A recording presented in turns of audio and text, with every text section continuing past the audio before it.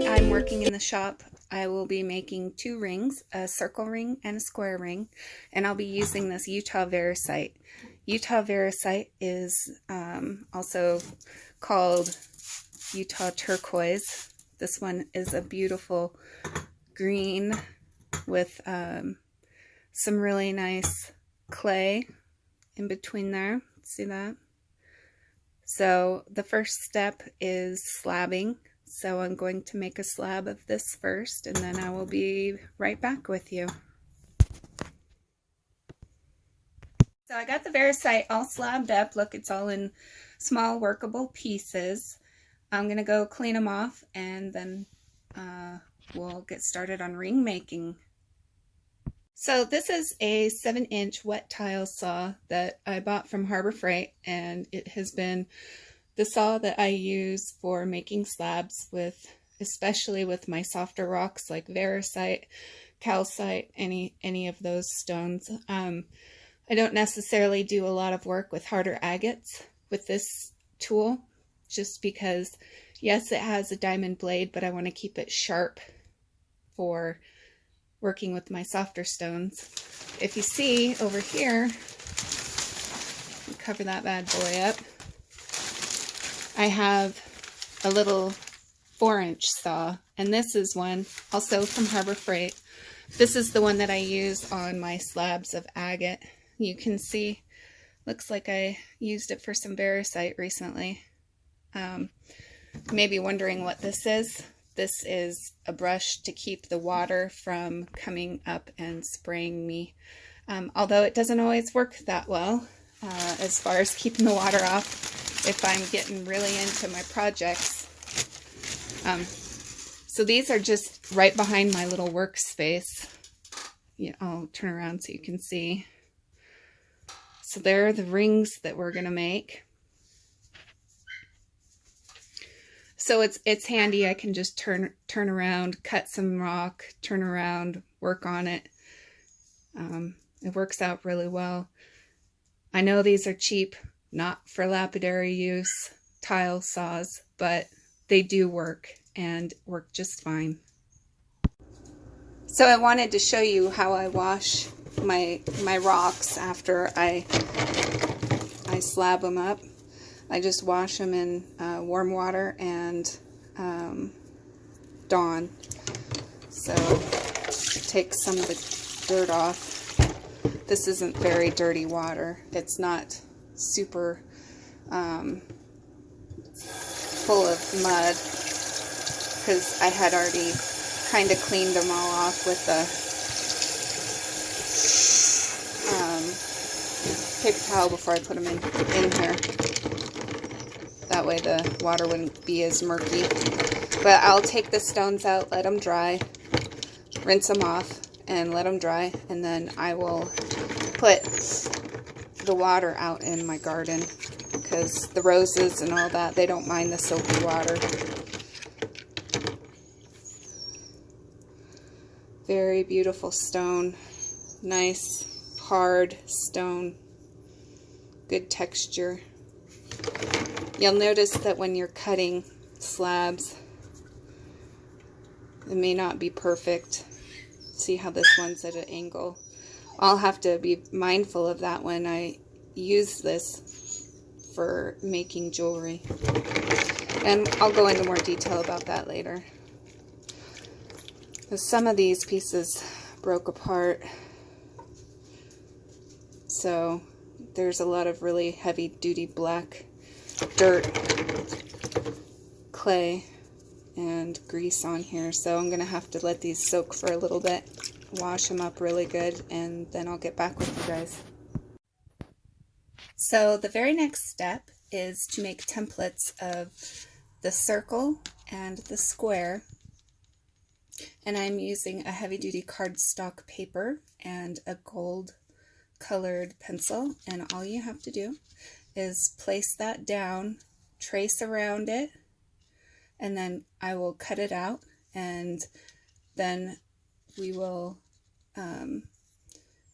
use the cutout on the Variscite, and we will go ahead and pick out which piece we're going to use for each ring. Okay, so once I get that done, then we'll move on to the next step. Okay, so I have gone ahead and chosen the pieces that I will be using. The reason I wanted to use these two pieces specifically is because I did cut them thicker and I want them to have a nice high dome. A thinner piece like this would have worked just fine, but it would have been flat across the top. And what I like is a nice high dome.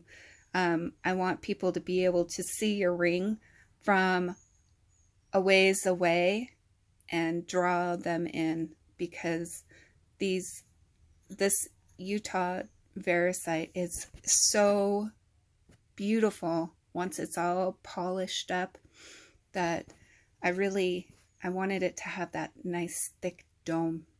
So I'm going to go ahead and mark them out with the Sharpie, and I will use the trim saw to cut the shapes out, just like I did for making slabs, only this time I will be very careful to make sure that I leave the lines that I draw on the stone itself with the silver Sharpie. I will make sure I leave those lines. That gives me a little bit of a buffer zone for when I start doing the shaping. Okay, so we'll go ahead and get these cut out, and then we'll do the shaping next. Okay, so I had to do a slight change of plans. I ended up having to use a gel pen, which is silver, and marking it that way because my Sharpie was out of the silver pigment for some reason. But this will work just fine. I just have to let it sit for an extra 10 or 15 minutes so that that dries. And then once I can go in and cut it, I will cut it just so that I leave the silver showing. So I will go in and cut straight lines on this rectangle, which will be easier than doing this. So when you're cutting a round shape, what I will do is I'll go in and I'll remove all the big pieces of the Variscite first. So I'll do one straight cut there, one straight cut there, one straight cut there. It's all a bunch of straight cuts because you can't bend it to go around the saw until you have it. The saw doesn't cut circular angles, so it cuts straight angles, so you just have to work with what you got. So I'll do like a straight line across there, there, there, and there, and then I'll be careful to leave the silver marks on there as well. That way when it gets closer to fitting it inside the ring itself, I can do a little bit of trimming here and there, and then it'll fit really tight. And that's what I want, is a nice tight fit. Okay, one thing I do want to say is that when you are cutting Variscite, it does have a tendency to break where the clay inclusions, the matrix, break along those lines. So it does help if you have 2 or 3 extra pieces that could also be used. The circle is not going to have as high of a button on it because the original circle I was cutting broke right in half and it can't be used. So it'll go in the pile of to be tumbled rocks for later, or a small piece of jewelry that I can use that for. So the next step, you want to take your ring and figure out how deep the bezel is, okay? And then you're going to mark on the outside of the ring all the way around.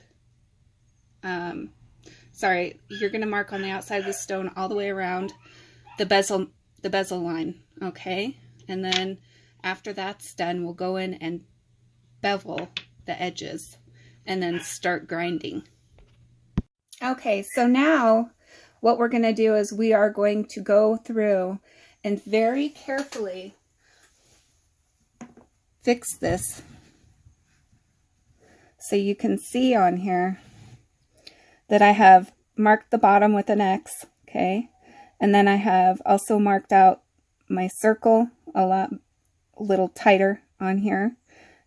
So the first step is going around the edges of both stones and bringing the exact shape that we need for the bezel.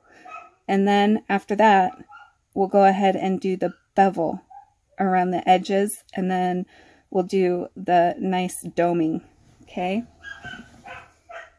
So I have gone ahead and shaped these out.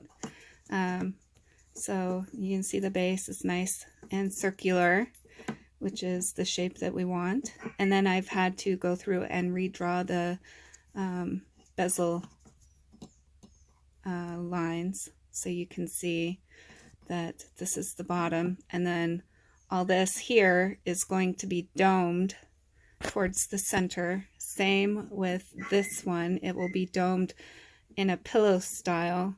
So I will just do straight lines going down this way from each side, and it'll go straight into the center, and that the center will be domed just a tad, so it'll be round. And then so the next step, what I need to do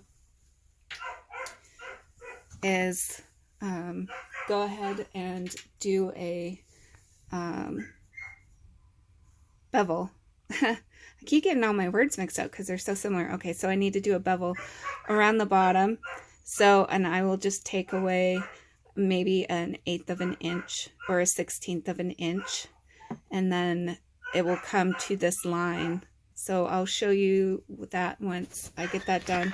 And you can see here I'm using the Dremel Flex shaft with the Easy Off diamond plates, which you can buy at Lowe's. They're about $20. They're a great deal. I have about 5 or 6 of them, and I just wash them off. They last for a real long time. They're really great. So I'm going to go ahead and do these, and then I'll show you how it looks. All right, so as you can see, this is the bottom, and I've gone ahead and beveled the corners down, and this one I've beveled the edges around. And then I have cut lines in here because this is the bottom, and it's going to be set in resin in a high, in a really good jewelry resin. It's called ice resin. It won't yellow or tarnish, but it will help to give some grip to the base of the ring itself, so that it will stay in place. And you can see I did not go all the way down to where the bezel, anyways, the edge of the ring goes. So now the next part is we're going to take from this line and above, and I'm going to do a few different cuts. I'll do a 45 and a 60, and I'll do several leading up to getting to the center so that it's nice and rounded and it's a pillow shape. Now with this one, I will be doing the exact same thing. I'll do a 45 and then a 60, and then I will come in and do the shape, the final shape out, and make it nice and round. So that's the next step. Okay, so now with the basic shaping done, you can see it's not quite perfect. There's a lot of flat spots on here. This one is a lot better. This, as far as the shape goes, this is what I meant by pillow. So it's supposed to look like a pillow. And then this one, it will, I'm going to take and use this tool again, and I'm just going to go around and smooth out all those ridges and edges. So that's the next step. Okay, so I have gone ahead and rounded out the stones, got rid of any gouges or marks that were on here. And now, because Variscite is a very soft stone, and the matrix itself, the gray white color, can be very, very hard, it can undercut. So for me, the best way to get a good polish on this is to do it by hand. And I'm going to go out into the front room in front of the TV and work on that for a little while. I'm going to start with a higher grit.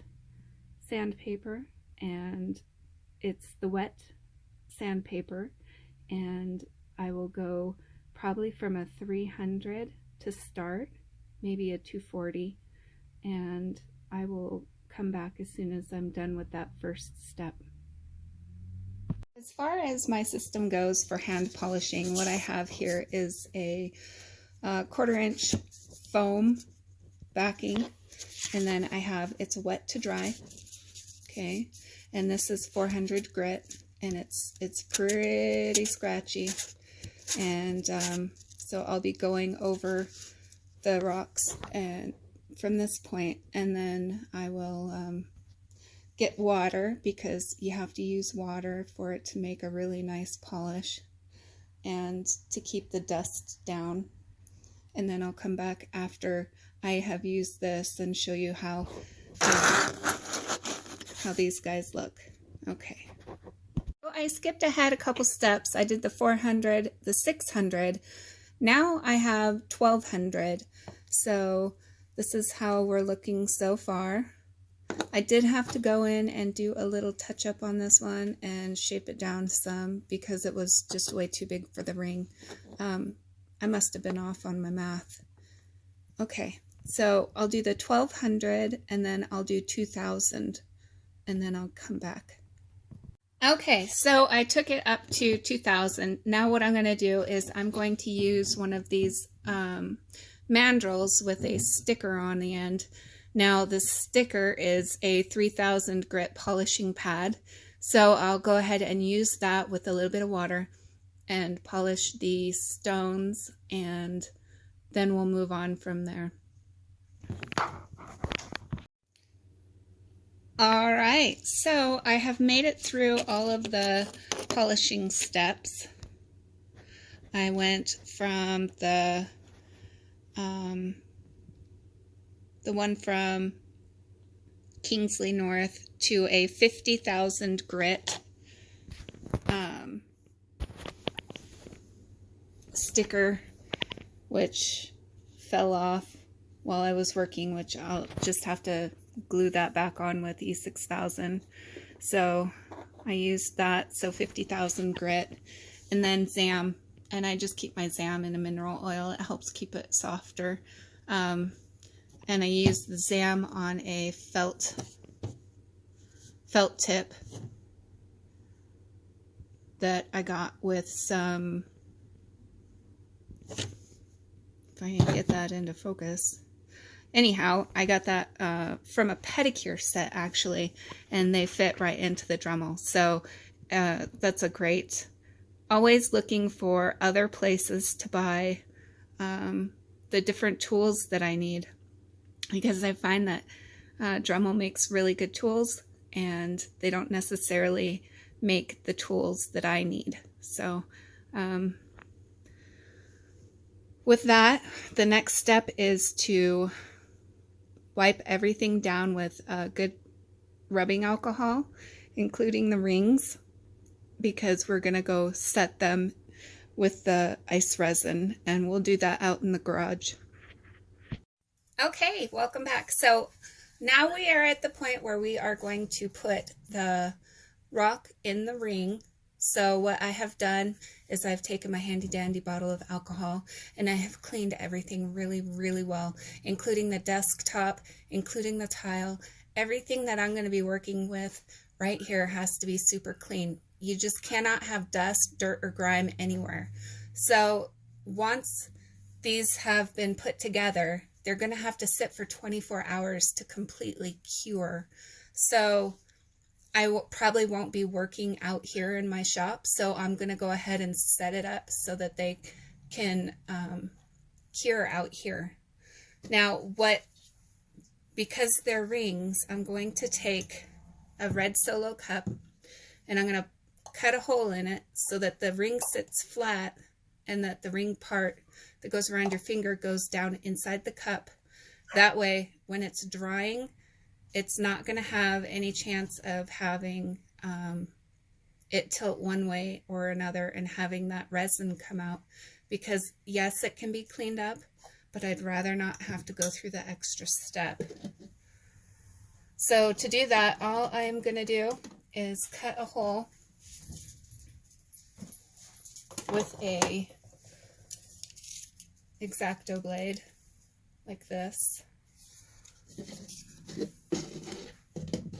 Let's see if I can get into the works section. Okay.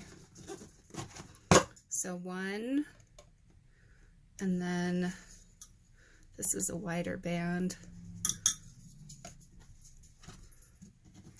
Two, you don't have to be exact. And then in the middle, I'm just going to cut that right apart. And it's okay if you know, kind of cut a little bit on either end of this, because it's just going to come in. Now see, this will come in and sit flat. As long as I have the cup on a flat level surface, like this wooden board right here, then I won't have to worry about any of the resin coming around. And because we have two, I'm going to do two of these.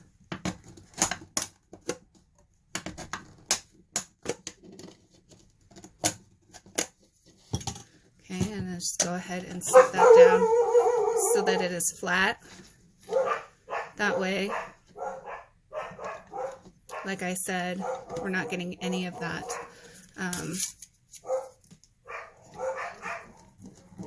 give it one more final clean on the inside on both of these. Okay, let that evaporate, air dry.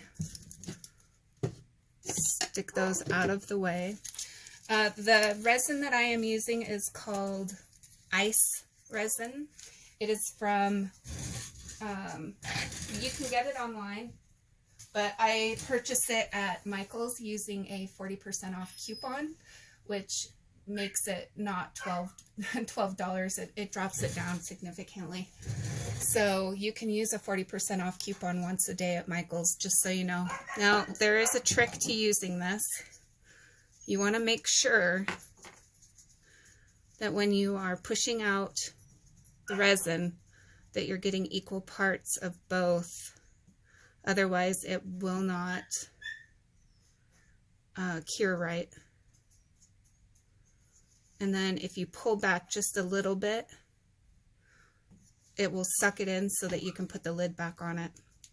And this container of resin I've had for quite a while, and it is a slow curing resin, which is why you need a good 24 hours for it to sit before it's used or before it's cured.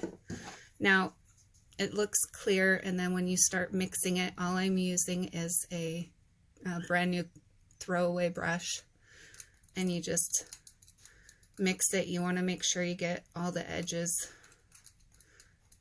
Mix it up good. It's going to turn kind of a foamy color, like a foamy white, and then once it goes back to a clear color, then you know you have mixed it good enough. Now you want to mix it for at least 2 minutes.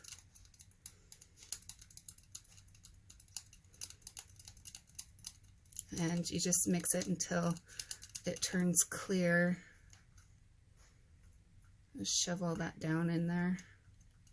I don't like using these little cups because they have these things that stick out in them, which is fine if you're pouring drinks, but when you're mixing resin, the little bumps that stick out can kind of host one section of the resin or the other, and then it can create a mess. So just watching as it starts to turn clear. Now this is good stuff because you have 20 minutes approximately to work with before it starts to harden. So this is one of the reasons jewelers use it. I am so sorry about my dogs barking in the background. They are puppies and they're only 2.5 months old, and they're not used to mommy working and having to be in their kennel. So you can see it's just full of air bubbles. So what I'll go ahead and do, now that it's mixed up really well, you could even use the other side of the brush, but I like to use the brush part to kind of push it down and get into all the different little nooks and crannies in here.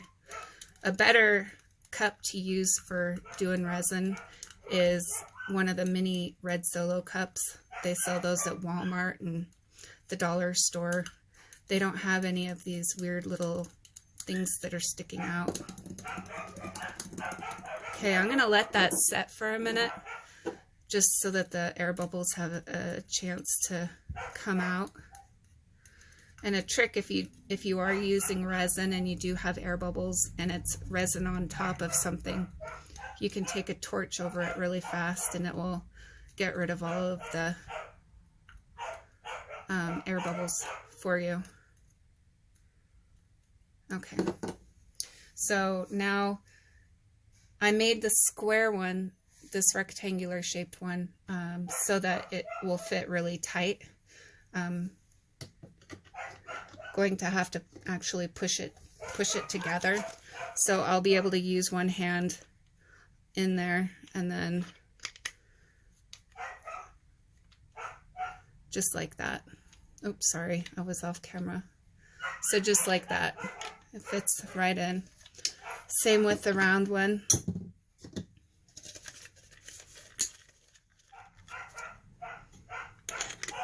Fits right in. Okay, once the round one's in, there's really no picking it up and moving it. I don't need to pick it up and move it and change it. Once it's in, it's in.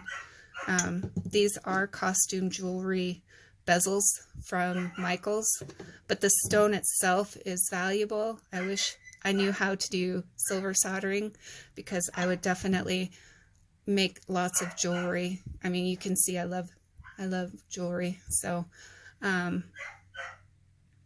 let's have a look at our resin. It has not gotten clear. I am worried about using this. I'm going to throw this away and start over. So bear with me, I'm going to go find some Solo cups. Okay, so I went ahead and found some other cups that I had in my stash. I'm going to be really careful here this time.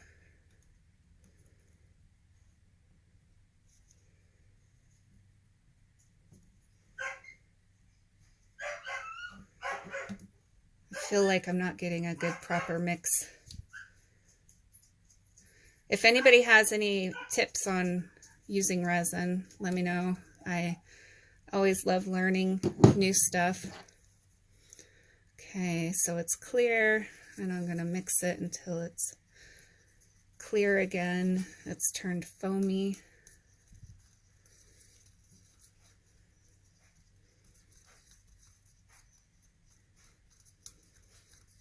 Yeah, this batch is definitely better than the last batch. That last batch was one or the other must have gotten out of proportion, because this is already getting clear and it hasn't been the 2-minute mix time yet. So, this one will work just fine.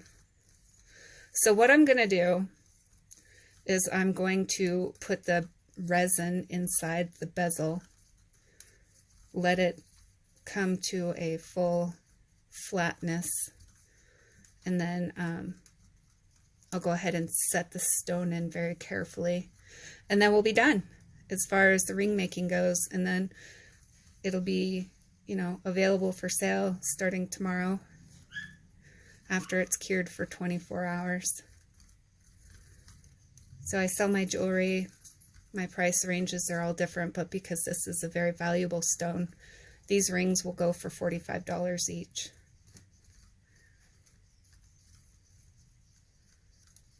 Or I'll do a special deal, 2 for $80. So if somebody wants to buy both of them, I'll give you a special deal. Okay, so let that sit for a minute to get the air bubbles to come out. I don't know if I've told you, I know for a fact I have in plenty of other videos, but these rely on sterile alcohol swabs. They come in the Walmart, if you go to Walmart in the pharmacy department, and look where they have all their diabetic cares. they come 200 for $1, I believe. So I use these all the time. They're great for getting into tiny little nooks and crannies and doing stuff like what I'm doing now.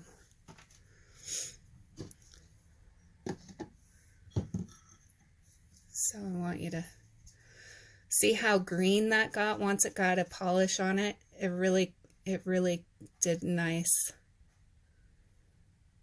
Love the creamy color of the matrix. But you can kind of see a little bit of that undercutting. You see how the green is a little bit behind underneath where the white is. The white sticks up because the white's harder. It's harder than the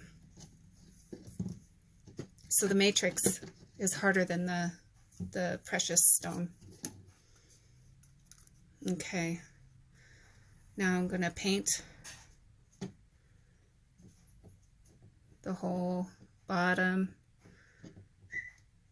and the sides, up the sides on both sides, making sure that there's plenty of resin in there to hold the ring.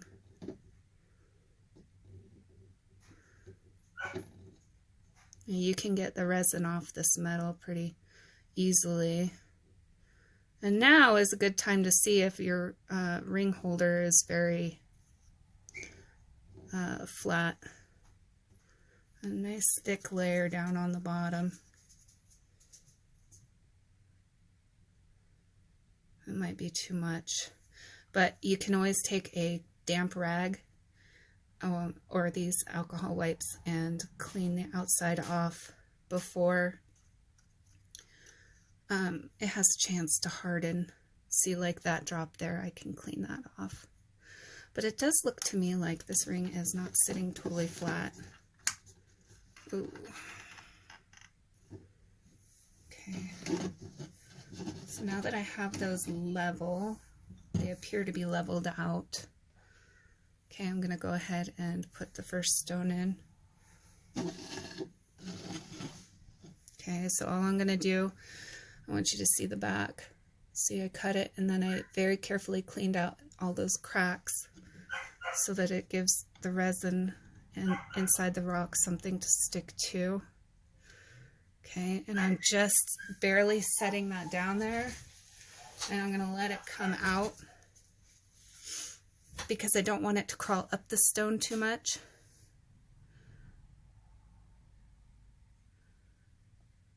You can see I put way too much resin in there. So I'll probably take some of the resin out of this one just because I have a feeling I put too much in that one as well. That's why I like using these brushes. They are super cheap. You can get, I think, 50 for $5 at Michael's. Okay. Go ahead and put that one in there. Now the square one is made to fit real tight. I'm going to let that set for just a minute. Really make sure that this one is securely in place and that it's resting flatly. Okay. I'm going to go get my torch and then clean up the sides. And I think we'll be good. Can't get this one to sit flat. Not good. Okay, so we'll let those set for a minute and then I'll be back with the ending. A happy ending. Okay, so what I've gone ahead and done is very gently lifted the ring up just a little bit through there, and it turns out I don't need the torch at all. I went ahead and cleaned this one up and lifted this one out just a bit higher.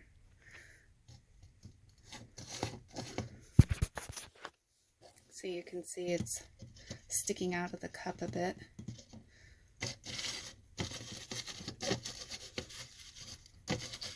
It's not the greatest angle view, but you can see that's all done there. Yeah. All right, guys, thanks for watching. I hope you learned something, and please subscribe and share this video with anyone that you think could use some help with their lapidary skills. And I do post videos a couple times a month, so look forward to the next video, and we'll see you soon. Thanks.